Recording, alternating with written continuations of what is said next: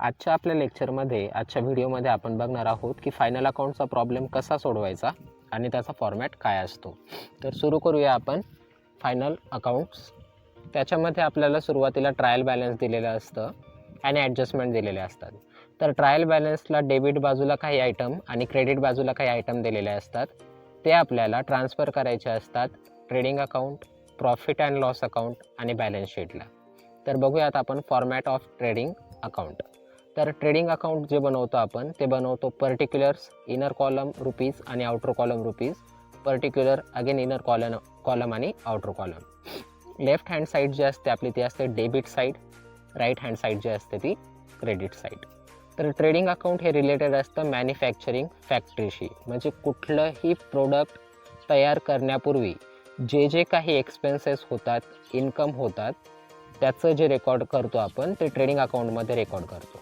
Okay, फॅक्टरीशी related directly manufacturing वस्तू तयार करण्याशी रिलेटेड जे काही खर्च होतील ते ट्रेडिंग अकाउंटला आपण रेकॉर्ड करतो. तर ट्रेडिंग अकाउंटच्या सुरुवातीला आपण मेन्शन करतो टू ओपनिंग स्टॉक. मागच्या वर्षीच्या फिनान्शियल इयरमध्ये 31 मार्च 2019ला समजा काही स्टॉक हा शिल्लक राहिलेला असेल तर तो नेक्स्ट इयर 1 एप्रिल 2020ला तो असतो ओपनिंग स्टॉक, जो आपण दाखवतो debit side of trading account. त्याच्यानंतर दाखवतो आपण टू परचेसेस. एखादी वस्तू तयार करण्यासाठी लागणारा कच्चा माल तो खरेदी करावा लागतो, तो आपण दाखवतो ट्रेडिंग अकाउंटच्या डेबिट साईडला, परचेसेस इनर कॉलमला. आता काही माल जो मागवलेला आहे त्याच्यामध्ये काही माल डिफेक्टिव्ह असतो, म्हणजे खराब असतो, तो आपल्याला रिटर्न करावा लागतो, म्हणजे तो माल आपल्याकडून जातो. तर म्हणून जे खरेदी केलेलं आहे ते तर आपण पूर्णपणे ट्रेडिंग अकाउंटला दाखवलं, पण आता जो माल आपण रिटर्न केलेला आहे तो त्याच्यातून वजा करावा लागेल, म्हणून लेस रिटर्न आउटवर्ड. तो माल गेलेला आहे म्हणून रिटर्न आउटवर्ड, किंवा त्याला म्हणूयात परचेस रिटर्न. आता नेक्स्ट आयटम आहे टू कॅरेज इनवर्ड. ओके, कुठल्याही मालाला आणण्यासाठी जे काही चार्जेस लागतात, कॅरेज चार्जेस, तर त्याला म्हणतो आपण कॅरेज इनवर्ड. तर कॅरेज इनवर्ड ट्रेडिंग अकाउंटच्या डेबिट साईडला असतं, तर कॅरेज आउटवर्ड असतं प्रॉफिट अँड लॉस अकाउंटच्या डेबिट साईडला. कॅरेज इनवर्ड असेल तर ट्रेडिंग अकाउंटला, आउटवर्ड असेल तर प्रॉफिट अँड लॉस अकाउंटला. टू फ्रेट म्हणजे मालवाहतूक. मालाची वाहतूक करण्यासाठी सुरुवातीला लक्षात घ्या, सुरुवातीला जे काही एक्सपेन्सेस होतील आपले माल तयार करण्यासाठीचे ते सर्व ट्रेडिंग अकाउंटला येतात.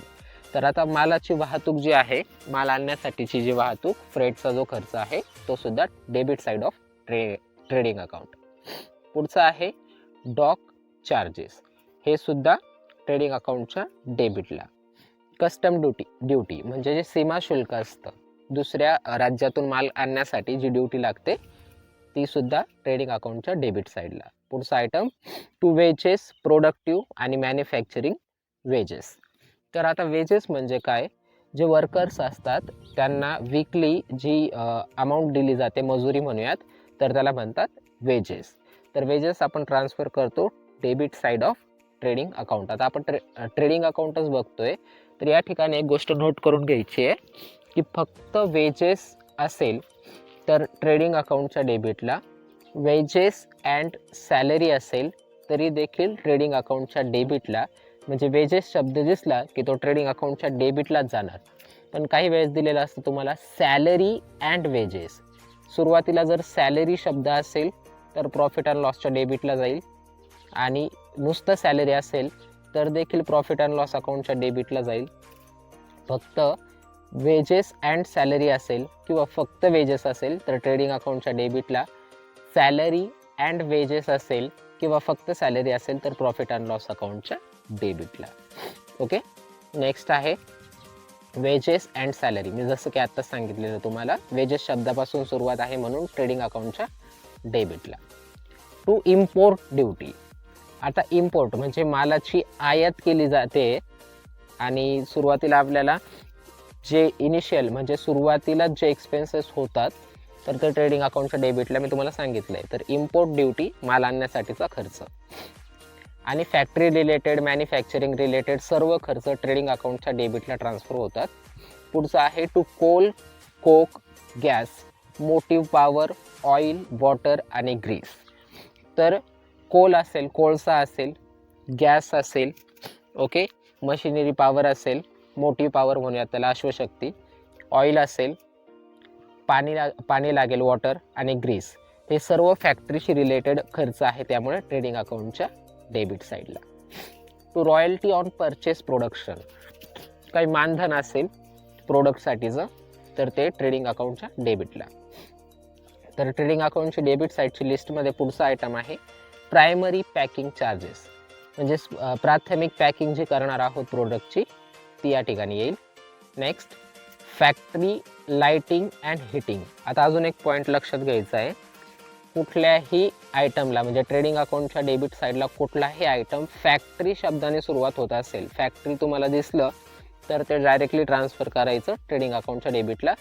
फॅक्टरी लाइटिंग अँड हिटिंग असेल, फॅक्टरी रेंट अँड रेट्स असतील, फॅक्टरी इन्शुरन्स असेल, फॅक्टरी शब्द दिसला की तो डायरेक्टली ट्रान्सफर होईल ट्रेडिंग अकाउंटच्या डेबिटला, कारण फॅक्टरीशी रिलेटेड सर्व खर्च आपण ट्रेडिंग अकाउंटच्या डेबिटला ट्रान्सफर करतो. पुढचं to work manager salary. Work मॅनेजरची जी सॅलरी आहे, वर्क मॅनेजर सॅलरी, वर्क शब्द आहे आणि मॅनेजर सॅलरी आहे, तर या ठिकाणी ती ट्रान्सफर करायची आपण ट्रेडिंग अकाउंटच्या डेबिटला. फक्त सॅलरी असेल तर ती जाईल प्रॉफिट अँड लॉसला, वर्क मॅनेजर सॅलरी असेल ट्रेडिंग अकाउंटला. या ठिकाणी अजून एक आयटम तुम्हाला सांगायचं आहे, इथं म्हटलेलं आहे to factory rent and rates. Factory शब्द आहे म्हणून ट्रेडिंग अकाउंटला फक्त रेंट असतं तर ते गेलं असतं प्रॉफिट अँड लॉस अकाउंटला. ओके, ह्या किरकोळ गोष्टींचं लक्ष द्यायचं आहे. त्यानंतर credit side most important. Okay, तर आता क्रेडिट साईड बघू आपण ट्रेडिंग अकाउंटची. तर बाय सेल्स फर्स्ट आयटम आहे, आपण काही माल सेल केला आणि त्याच्यामधनं सेल केलेला काही माल परत आला, तर तो परत आलेला माल आपल्याला सेल्समधून लेस करून दाखवावा लागेल, म्हणून लेस रिटर्न इनवर्ट. तो माल आपल्याकडे आला आहे आणि म्हणून सेल्सची आपण एंट्री केलेली होती आणि तो माल परत आलेला आहे, म्हणून लेस रिटर्न इनवर्ट, किंवा त्याला दुसरा शब्द आहे सेल्स रिटर्न. आता इथून पुढचे जे आयटम आहे जे ट्रेडिंग अकाउंटच्या क्रेडिट साईडला दाखवलेले आहेत ते ॲडजस्टमेंटचे इफेक्ट आहे. तर कुठल्याही कारणाने ॲडजस्टमेंटमध्ये जर स्टॉक किंवा माल म्हणजे गुड्स कमी झालेला असेल तर त्याचा एक इफेक्ट देतो आपण ट्रेडिंग अकाउंटला क्रेडिट साईडला आणि दुसरा देतो प्रॉफिट अँड लॉस अकाउंटला डेबिट साईडला. तर हे पूर्ण ॲडजस्टमेंटचे इफेक्ट आहे जे ट्रेडिंग अकाउंटच्या क्रेडिट साईडला दाखवलेले आहेत. वन बाय वन बघूयात आपण. By goods lost by fire, आगीमुळे आग लागली असेल आणि मालाचं नुकसान झालेलं असेल तेव्हा. त्यानंतर गुड्स लॉस्ट बाय थेफ्ट, चोरी झाली असेल त्यावेळेस. Goods distributed as a free sample, माल वाटला असेल फ्री सॅम्पलमध्ये.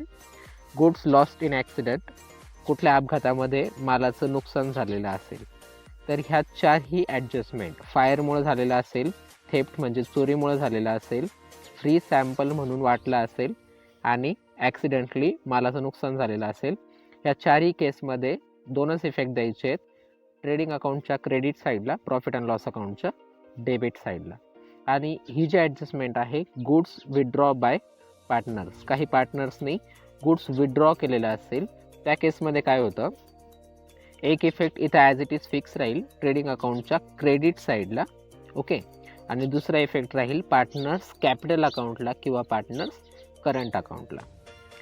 त्यानंतर by closing stock, opening stock डेबिटला दाखवतो ट्रेडिंग अकाउंटच्या आणि क्लोजिंग स्टॉक क्रेडिटला. आता सर्व आयटम आपण ट्रान्सफर केलेले आहेत, ॲडजस्टमेंटचे इफेक्टही दिलेले आहेत उदाहरणार्थ. तर आता काय करायचं, दोन्ही बाजूची टोटल करायची, डेबिटचीही टोटल करायची आणि क्रेडिटचीही टोटल करायची, आणि जी टोटल जास्त असेल ती टोटल दोन्ही बाजूला लिहायची, जसं की आपल्याला इथं शेवटच्या लाईनमध्ये दिसतं आहे. आणि टोटल दोन्ही बाजूला लिहिल्यानंतर उदाहरणार्थ या ठिकाणी क्रेडिट साईडची टोटल जास्त आहे, ती मी दोन्ही बाजूला लिहून घेतली आणि त्यामधून मी डेबिटची टोटल वजा केली. आता क्रेडिट साईडची टोटल जास्त असल्यामुळे डेबिट साईडला लिहायचं असतं to gross profit carried down. Credit side जास्त आहे त्यामुळे डेबिट साईडला लिहिलं आपण to gross profit carried down. आणि जर डेबिट साईड जास्त असेल तर डेबिट साईडची टोटल दोन्हीकडे लिहायची, त्यामधनं क्रेडिट साईड वजा करायची आणि क्रेडिट साईडला लिहायचं by gross loss carried down. Simple आहे. क्रेडिट साईड जास्त असेल तर ग्रॉस प्रॉफिट आणि डेबिट साईड जास्त असेल तर ग्रॉस लॉस, पण तो रिव्हर्स लिहितो आपण. क्रेडिट साईड जास्त आहे तर प्रॉफिट लिहितो आपण डेबिट बाजूला आणि डेबिट साईड जास्त असेल तर लॉस लिहितो आपण क्रेडिट बाजूला. ओके, पुढचा फॉर्मॅट बघूयात आपण, प्रॉफिट अँड लॉस अकाउंटचा फॉर्मॅट. ओके, हे सुद्धा ट्रेडिंग अकाउंटसारखं बनवतो आपण सिम्पल. ट्रेडिंग अकाउंटच्या डेबिट बाजूला जे आयटम आपण ट्रान्सफर केले त्यांना म्हणतो डायरेक्ट एक्सपेन्सेस आणि क्रेडिट बाजूला जे आयटम ट्रान्सफर केले त्यांना म्हणतो डायरेक्ट इन्कम. तर आता प्रॉफिट अँड लॉस अकाउंटला आपण जे आयटम ट्रान्सफर करणार आहोत डेबिट बाजूला त्याला म्हणणार आहोत आपण इनडायरेक्ट एक्सपेन्सेस आणि क्रेडिट बाजूला जे इन्कम ट्रान्सफर करणार आहोत प्रॉफिट अँड लॉसच्या त्याला म्हणणार आपण इनडायरेक्ट इन्कम. ओके, तर बघूयात आपण प्रॉफिट अँड लॉस अकाउंट. तर या ठिकाणी प्रोडक्ट तयार झाल्यानंतर किंवा मॅन्युफॅक्चरिंगची सर्व प्रोसेस झाल्यानंतर जे काही एक्सपेन्सेस होतात ते आपण ट्रान्सफर करतो प्रॉफिट अँड लॉस अकाउंटच्या डेबिटला. तर बघूयात प्रॉफिट अँड लॉस अकाउंटची डेबिट बाजू. ओके, फर्स्ट म्हटलेलं आहे टू सॅलरीज. ओके, सॅलरी म्हणजे मंथली जी सॅलरी दिली जाते ती. दुसरं आहे सॅलरी अँड वेजेस. जसं की आपण ट्रेडिंग अकाउंटच्या वेळेसच डिस्कस केलं, सॅलरी शब्दाने सुरुवात असेल तर प्रॉफिट अँड लॉस अकाउंटला आणि वेजेस शब्दाने सुरुवात असेल तर ट्रेडिंग अकाउंटला. पुढचं आहे रेंट अँड रेट्स. फक्त रेंट आहे म्हणून ते आहे प्रॉफिट अँड लॉस अकाउंटला. जर फॅक्टरी शब्द असता फॅक्टरी रेंट तर ते असतं ट्रेडिंग अकाउंटला. पुढचं आहे इन्शुरन्स. फक्त इन्शुरन्स म्हणून प्रॉफिट अँड लॉसच्या डेबिटला. फॅक्टरी इन्शुरन्स असता तर ट्रेडिंग अकाउंटच्या डेबिटला. Electricity and lighting. ओके, वीज आणि लाईटिंग जे काय आहे ते आपण इथं घेणार आहोत प्रॉफिट अँड लॉस अकाउंटच्या डेबिटला. Telephone and postage. पोस्टाचा खर्च आणि टेलिफोनचा खर्च. मालाची पॅकेजिंग करताना किंवा माल पाठवताना काही प्रिंटिंग करावी लागेल, काही स्टेशनरी लागेल तर तो खर्च इथे. मी काय सांगितलेलं तुम्हाला, प्रोडक्ट तयार झाल्यानंतरचे खर्च, सेलिंगसाठीचे सर्व खर्च प्रॉफिट अँड लॉसला ट्रान्सफर होतात. पुढचं आहे ट्रॅव्हलिंग एक्सपेन्सेस ऑफ सेल्समॅन. आता साहजिक आहे सेल्समॅनचे ट्रॅव्हलिंग एक्सपेन्सेस आहे. सेल्समॅन म्हणजे वस्तू विकण्यासाठीचे आहेत म्हणून प्रॉफिट अँड लॉसच्या डेबिटला. Depreciation on asset. आता हा ॲडजस्टमेंटचा इफेक्ट आहे आणि ॲडजस्टमेंटचा व्हिडिओ जर तुम्ही बघितलेला नसेल तर त्याची लिंक मी डिस्क्रिप्शनमध्ये देत आहे. तो व्हिडिओ आधी तुम्ही बघायचा आहे, त्यानंतर तुम्हाला हा व्हिडिओ अंडरस्टँड होईल. Okay, loading charges. तयार झालेला माल लोड करायचा आहे तर त्यासाठीचे चार्जेस. Audit fees. दर वार्षिक जे ऑडिट होतं तर त्यासाठीची जी फीज आहे ऑडिट फीज. त्यानंतर एंटरटेनमेंट एक्सपेन्सेस. ओके, पुढचं आहे रिपेअर्स, रिन्युअल्स, मेंटेनन्स. रिपेअर्स असेल, रिन्युअल्स म्हणजे रिन्यू करणं असेल आणि मेंटेनन्स असेल तर ते आपण या ठिकाणी ट्रान्सफर करतो. Interest on loan. काही लोन घेतलेला असेल आणि त्यावर व्याज द्यायचं असेल, पे करायचं असेल तर इंटरेस्ट ऑन लोन किंवा ॲडजस्टमेंटचा देखील इफेक्ट असू शकतो. पुढचं आहे सन्ड्री एक्सपेन्सेस किंवा मिसलेनियस एक्सपेन्सेस. ओके, कन्व्हेन्स आहे. आता या ठिकाणी बघा, loss by fire, loss by theft, loss in accident, ह्या तिन्ही गोष्टी आपल्याला ट्रेडिंग अकाउंटच्या क्रेडिट साईडला पण दिसल्या. जसं की मी तुम्हाला सांगितलेलं, गुड्स कमी झालेला आहे तर त्याचे दोन effect, profit and loss account debit side आणि trading account credit side. Okay, हे तिन्ही ॲडजस्टमेंटचे इफेक्ट आहे. अजून एक आहे goods distributed as a free sample. Sample म्हणून वाटलेला मालसुद्धा या ठिकाणी. टू कमिशन अलाउ किंवा कमिशन गिवन. वस्तू विकताना काही कमिशन दिलेलं असेल, कमिशन पेड केलेलं असेल त्यावेळेस कमिशन जे अलाउ केलेलं आहे, जे कमिशन दिलेलं आहे तो एक्सपेन्सेस आहे आणि तो दाखवलेला आहे आपण प्रॉफिट अँड लॉस अकाउंटच्या डेबिटला. डिस्काउंट दिलेला आहे, ओके, त्यावेळेस ते देखील इथे येणार. कमिशन असेल, डिस्काउंट आहे, अलाउन्सेस आहे, काही अलाउन्सेस देतो आपण. त्यानंतर ॲडव्हर्टाइजमेंट, जाहिरातीचा खर्च. कॅरेज इनवर्ड आपण ट्रेडिंगच्या डेबिटला टाकला होता. कॅरेज आउटवर्ड असेल तर प्रॉफिट अँड लॉस अकाउंटच्या डेबिटला. कॅरेज इनवर्ड म्हणजे आणण्यासाठीचा खर्च, आणि कॅरेज आउटवर्ड आता तयार झालेला माल पाठवायचा आहे तर तो पाठवण्यासाठीचा खर्च. सेल चार्जेस, वस्तू विकताना काही चार्जेस लागले असतील ते देखील. बॅड डेप्ट्स, बुडीत कर्ज.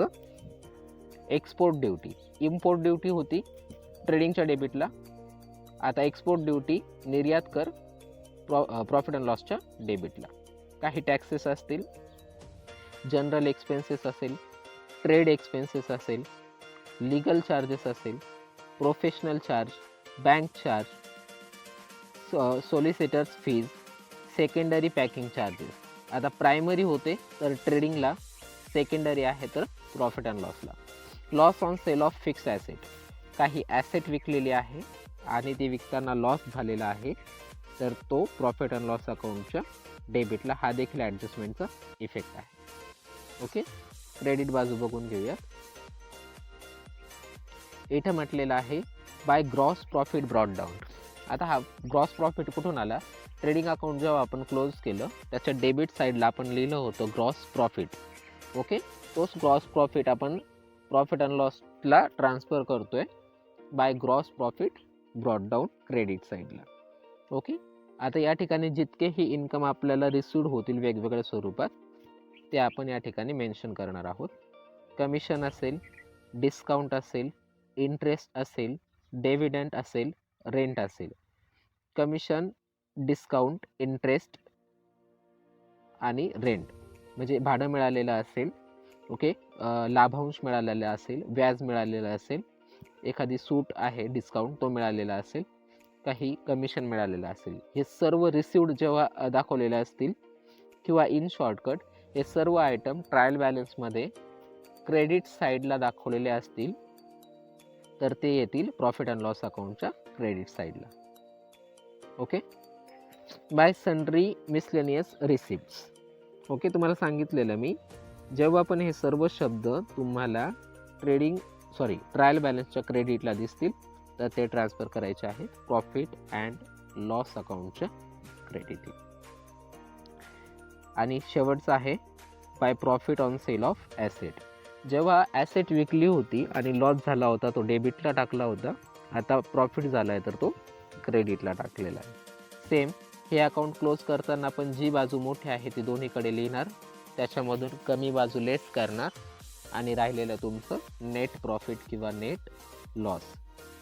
सिम्पल, डेबिट बाजू जास्त असेल नेट लॉस येईल, क्रेडिट बाजू जास्त असेल तर नेट प्रॉफिट येईल आणि तो ट्रान्सफर करतो आपण पार्टनर्स कॅपिटल अकाउंटला. आणि जर पार्टनर्स कॅपिटल अकाउंट किंवा करंट अकाउंट बनवलेलं नसेल तर ते बॅलन्स शीटला डायरेक्टली ट्रान्सफर करतो. लास्ट फॉर्मॅट आपण बघणार आहोत, format of balance sheet. Okay, liabilities side. आता लायबिलिटीज साईड म्हणजे या ठिकाणी सर्व क्रेडिट बॅलन्सेस असतात. ट्रायल बॅलन्समधले क्रेडिट बॅलन्सेस इथं येतात. कॅपिटल अकाउंट, जे कॅपिटल असतील त्यांचं कॅपिटल अकाउंट सेपरेट बनवलेलं असेल आणि क्लोज करताना जी काही व्हॅल्यू येईल ती डायरेक्ट आपण इकडे ट्रान्सफर करतो. आणि जर बनवलेलं नसेल तर डायरेक्टली लायबिलिटीज साईडला आपण कॅपिटल अकाउंट किंवा पार्टनर्स करंट अकाउंट ट्रान्सफर करतो. जनरल रिझर्व असेल, काही राखीव रक्कम असेल, ओके, ती ट्रान्सफर करतो. प्रॉफिट अँड लॉस अकाउंट, त्यानंतर लोन ऑन मॉर्गेज, ओके, तारण ठेवलेल्या ॲसेटवरचं जे लोन आहे ते आपण या ठिकाणी ट्रान्सफर करतो. लायबिलिटीचं मिनिंग होतं दायित्व, जे आपल्याला देणं लागतो आपण. बँक लोन हे सुद्धा आपल्याला पेड करावं लागतं. लोन फ्रॉम पार्टनर्सचं लोन असेल, बिल्स पेबल असेल, बँक ओव्हरड्राफ्ट, सन्ड्री क्रेडिटर्स. आता त्याच्यामध्ये हे ॲडलेस म्हटलेले एनी अदर ॲडजस्टमेंट म्हणजे सन्ड्री क्रेडिटर्सवर जी ॲडजस्टमेंट असेल ॲडलेसची ती या ठिकाणी आपण करणार आहोत. Less provision for discount on creditors. आता या ठिकाणी अजून एक ॲडजस्टमेंट कवर झाली. डिस्काउंट ऑन क्रेडिटर्स असेल तर ती सन्ड्री क्रेडिटर्समधून आपण काय करतो, लेस करतो. पुढचं आहे आउटस्टँडिंग एक्सपेन्सेस. आपण जेव्हा ॲडजस्टमेंटचा व्हिडिओ बघितला त्यामध्ये हे आपण कवर केलेले आहे आउटस्टँडिंग एक्सपेन्सेस. तो व्हिडिओ तुम्ही बघायचा आहे. इन्कम रिसिव्ड इन ॲडव्हान्स, एखादा इन्कम आपल्याला ॲडव्हान्समध्ये रिसिव्ह झालेला असेल तो या ठिकाणी येणार प्रोव्हिजन फॉर टॅक्सेस. त्यानंतर आपण बघणार आहोत asset side of balance sheet. First item आहे गुडविल, म्हणजेच नावलौकिक goodwill always treated as a asset. पुढचं आहे land and building less depreciation. या ठिकाणी अजून एक ॲडजस्टमेंट आपली कवर होती, जी आपण ॲडजस्टमेंटच्या व्हिडिओमध्ये सुद्धा डिस्कस केलेली आहे. फिक्स्ड ॲसेटवर डेप्रिसिएशन चार्ज होतं, तर ते कशावर चार्ज करता येईल? Land building, plant and machinery, furniture and fixture, equipment, motor van आणि leasehold property, loose tools, या सर्व गोष्टींवर आपल्याला डेप्रिसिएशन चार्ज करावं लागतं ॲडजस्टमेंटमध्ये जी विचारली असेल ती. तर डेप्रिसिएशनचे ॲडजस्टमेंट ज्या ॲसेटवर आहे त्या ॲसेटमधून लेस करायचं आणि दुसरा इफेक्ट प्रॉफिट अँड लॉस अकाउंटच्या डेबिट साईडला. आता या ठिकाणी एक गोष्ट खूप इम्पॉर्टंट आहे. तुम्ही जर properly trading account, profit and loss account आणि बॅलन्स शीटचा फॉर्मॅट जर प्रॉपरली स्टडी केला तर तुम्हाला ॲडजस्टमेंटचे 50% इफेक्ट हे पाठ करायची गरज नाही. का? जर तुम्हाला विचारलेलं फॉर एक्झाम्पल एक ॲडजस्टमेंट आहे charge depreciation on land and building, तर याचा एक इफेक्ट पाठ करायची गरजच नाही. लँड अँड बिल्डिंगवर डेप्रिसिएशन चार्ज करायचं आहे आणि आपल्याला माहिती आहे आपण पाठ केलेलं जर असेल लँड अँड बिल्डिंग ॲसेट साईडला असते, तर हा तुमचा पहिला इफेक्ट झाला की ॲसेट साईडला ॲसेटमधून डेप्रिसिएशन लेस करायचं आहे. फक्त दुसरा इफेक्ट लक्षात ठेवायचा आहे प्रॉफिट अँड लॉस अकाउंटच्या डेबिटला. तर एक आहे ज्यावेळेस तुम्ही फॉर्मॅट तुमचा पाठ असतो त्यावेळेस तुम्हाला 50% ॲडजस्टमेंटचे इफेक्ट हे ऑटोमॅटिकली तुमचे कवर होऊन जातात. अजून एक एक्झाम्पल वेजेस आउटस्टँडिंग आहे, तर याचा फर्स्ट इफेक्ट पाठ करायची गरजच नाही. आपल्याला माहिती आहे वेजेस ट्रेडिंग अकाउंटच्या डेबिटला जातो, तर म्हणून पहिला इफेक्ट ट्रेडिंग अकाउंटच्या डेबिटलाच होणार. सेकंड इफेक्ट फक्त आपल्याला लक्षात ठेवावं लागेल. ओके, तर लँड अँड बिल्डिंग त्याच्यामधून डेप्रिसिएशन लेस करणार, हे ॲडजस्टमेंट आहे. प्लांट अँड मशिनरी सेम आहे, फर्निचर देखील तसंच, इक्विपमेंट देखील डेप्रिसिएशन चार्ज करून प्रॉफिट अँड लॉसच्या डेबिटला, डिलेवरी, मोटार व्हॅन याच्यावर सुद्धा, lease hold, free hold premises, त्यानंतर पेटेंट्स आणि लूज टूल्स. आता या सर्व आयटमवर एकच ॲडजस्टमेंट आहे, काय आहे? डेप्रिसिएशन. म्हणजे या ठिकाणी निम्म्यापेक्षा जास्त लोड तुमचा कमी होऊन जातो की डेप्रिसिएशन एवढ्या सगळ्या आयटम्सवर विचारलं जाऊ शकतं ॲसेट साईडला. ओके, पुढचं आहे stores and spare part. Spare parts जे असतात ते देखील ॲसेट्स आहे आपली आणि त्याच्यावर सुद्धा आपण डेप्रिसिएशन चार्ज करतो. प्रीपेड एक्सपेन्सेस, ओके, आपण याला लास्ट लेक्चरमध्ये कव्हर केलेलं आहे. आउटस्टँडिंग इन्कम, ओके, एखादा आउटस्टँडिंग इन्कम असेल तो सुद्धा ॲसेटला येईल. Loan and advances. पुढचं आहे क्लोजिंग स्टॉक. हे ॲडजस्टमेंट आहे ट्रेडिंग अकाउंटच्या क्रेडिटला सुद्धा आपण क्लोजिंग स्टॉक बघितलेला आहे आणि दुसरा इफेक्ट बॅलन्स शीटच्या ॲसेट साईडला. आपण फॉर्मॅट बघता ॲडजस्टमेंट देखील कव्हर करतोय काही. Sundry debtors, add any adjustment. आता ॲडजस्टमेंट काय काय असू शकते? तर लेस बॅड डेप्ट्स असू शकतात, new less provision for discount on debtors असू शकतं. त्यानंतर पुढचं आहे इन्शुरन्स क्लेम रिसिवेबल. एखादा इन्शुरन्स क्लेम मिळाला असेल ते आपले ॲसेट आहे. पुढचं आहे बिल्स रिसिवेबल. आता बिल्स पेबल लायबिलिटीज साईडला, तर बिल्स रिसिवेबल ॲसेट साईडला. Cash in hand, cash at bank. हातामधली कॅश असेल किंवा बँकेतली कॅश असेल, ॲसेट आहे. कॅश ही ॲसेट म्हणून ट्रीट करायची आणि ती ट्रान्सफर करायची बॅलन्स शीटच्या ॲसेट साईडला. Last partners current account, credit balance. Okay, current account जेव्हा तुम्ही क्लोज करता तर करंट अकाउंटचा ट्रायल बॅलन्समध्ये बॅलन्स असेल किंवा पार्टनर्स करंट अकाउंट असेल तर त्याचा जो बॅलन्स असेल क्रेडिट बॅलन्स, तर तो आपल्याला इकडे ट्रान्सफर करायचा असतो. आणि या ठिकाणी आपलं बॅलन्स शीट, लायबिलिटीज साईड आणि ॲसेट साईड कव्हर झालेल्या आहेत. तर नेक्स्ट लेक्चरमध्ये आपण बघणार आहोत फायनल अकाउंटचा प्रॉब्लेम्स. तर तुम्ही हे व्हिडिओ चॅनलवरती नवीन असाल तर चॅनलला सबस्क्राईब करा, व्हिडिओला लाईक करा, शेअर करा आणि कमेंट करा तुमचे काही डाऊट्स असतील तर. थँक्यू.